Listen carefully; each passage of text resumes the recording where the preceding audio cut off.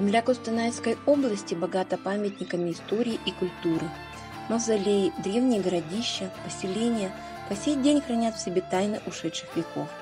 Прикоснуться к подобным сакральным объектам все равно, что пообщаться с прямым свидетелем тех времен и событий. У каждого народа, у каждой цивилизации есть святые места, которые носят общенациональный характер и известны каждому его представителю.